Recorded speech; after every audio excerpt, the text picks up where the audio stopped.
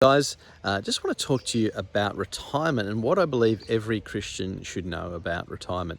Now, the first thing is we need to make it discern between what is the world's view and what is the biblical view. The world's view is retirement is something kind of like that you've worked hard for and you deserve it, and you get to travel, put up your feet, and just live for yourself.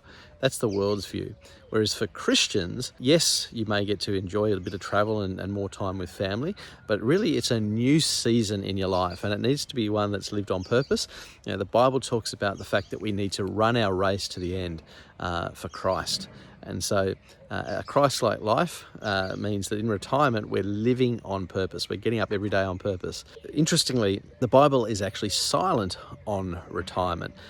It doesn't talk about what we would call modern day retirement of just hanging up your boots and going traveling, doing things like that. You won't find that anywhere in the Bible. The important thing is that for a Christian, as I say, it's a new season in life where we can get up and live purposefully for God's kingdom.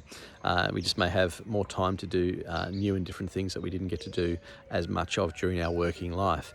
But the mission of the Great Commission is still the same until we leave this world and go home. Lastly, there's the practical side of it. And the practical side of it is you need to save consistently. I'm a great believer, though, that even though Christians shouldn't retire in the world sense, we still need to plan for it financially. The fact of the matter is most of us will be forced into retirement either due to ill health, old age, sometimes redundancy. There's all sorts of reasons why we may end up in retirement anyway. And so we need to save consistently. We need to manage our debt wisely and get out of debt as quick as we can.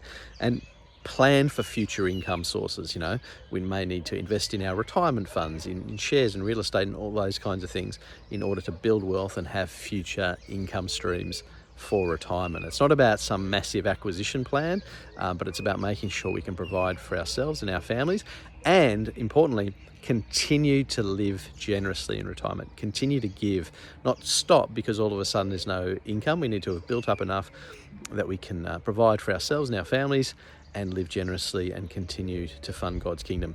And if you're wondering what you should do next, the answer is just start. You know, at the end of the day, just start planning, setting money aside for the long term and getting yourself prepared for retirement.